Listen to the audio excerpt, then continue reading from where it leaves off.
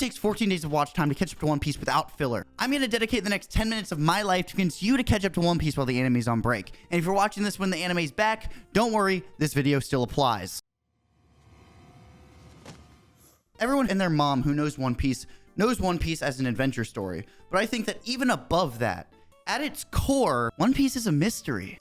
As a viewer, one of the first things you're going to ask yourself after starting One Piece is, well, what is it? What is this treasure that is so great that everyone in the world is after it? Most of the time, if you ask a new One Piece fan what they think, they'll say, it's probably gold, right? Like, what else could it be? wait, pause there. That's why it's a mystery. What else could it be? We have absolutely no idea, even after 20 years of serialization. We've had hints here and there, but overall, we're just as clueless as all of you. When you're experiencing One Piece for the first time, you're on this grand journey with Luffy and the friends that he gathers along the way. This also means you learn about the world alongside the characters, as you would in almost anything.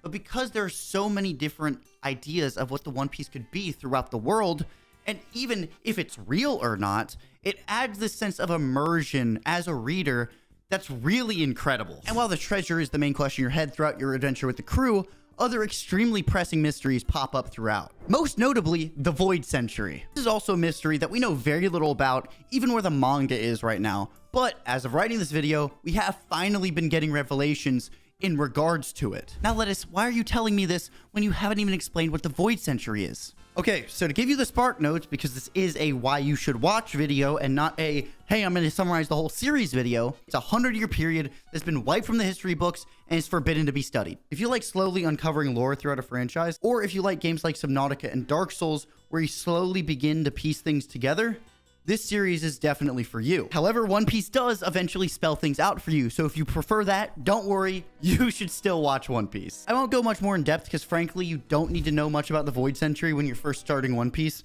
In fact, it doesn't even come into play till later, but I find it is a great thing to get viewers interested in the story. This idea of history that is completely forbidden knowledge, if you will. As someone who's a big fan of world building, the kind of implication that sets for someone who's just getting into a series is fascinating, and I think it acts as a really good hook. The mystery of what the One Piece is and what happened during the Void Century are going to be almost impossible to avoid when it comes to spoilers when they're fully revealed. Especially the One Piece. This spoiler will be as widespread as things like Super Saiyan or Darth Vader being Luke's father, at least in the anime space. And frankly, with the success of the One Piece live action being done at Netflix, it might even go beyond that into the completely mainstream. And this here is why I'm making this video. This is why this is such an important topic to me. I love this story. If you can't tell, I'm a One Piece fan. And if you don't read or watch One Piece weekly right now while it's coming out, you won't have the same experience that I had while watching. This is a story that has been coming out weekly since 1997. There may never be a story like this again. And if you go in knowing what the treasure is, that's a tragedy. But One Piece is a comedy. Something most people going in may not know. To most people not familiar with One Piece, or people who are familiar with One Piece, but only through the clips behind me, One Piece is a show about pirates fighting. Some pirates have powers, other pirates don't. But even getting to episode 2, you begin to see that there's even more to it than bang, pow, or punch. This series, while remaining lighthearted and goofy, balances pressing real-world issues such as authoritarianism, slavery and oppression, and even personal freedom, but never to the point where it takes you out of the story. I mean, even at the climax and one of the most depressing arcs of this story, Luffy is constantly laughing and smiling because he's in awe of the amazing world around him. He's extremely childish at a glance, but he also balances this intense emotional maturity that really shines through when it matters most. Also, I forgot to introduce him. Monkey D. Luffy is our protagonist. If the tone turns dire and Luffy isn't smiling, you know things are about to go down. This attitude is infectious. And I promise if you give One Piece a chance, you will laugh and cheer at your screen alongside this incredibly strong cast of characters. But let's get back to the amazing world surrounding our hero, because the ever-changing settings of One Piece are unlike anything I've ever seen. Well, in a show like Firefly or a franchise like Star Wars that explores different worlds and planets, there's some type of through line for the general vibe that these different planets tend to give off, like they're all incredibly connected. The way One Piece sets up its different islands allows the characters that you will grow to love to explore settings that are so vastly different. In any story that is any less ambitious, These could be their own worlds. Without going into spoilers, the place the story primarily takes place in, the Grand Line, is set up in a way that if you can imagine it, it's probably there. Some islands are completely fantastical, some make me feel like I drank too much, and others are completely grounded and inspired by real-world places. Look, when I tell you this little story about pirates has a real chance of going to the moon, I know it sounds crazy, but you need to watch this show. And through it all, every island is fun to explore for both you and the crew. I'll never forget the awe I felt when I first saw the island where the ships are made. The scenery, the animation, the soundtrack, and the story beats. God, that arc was good. Wait for it.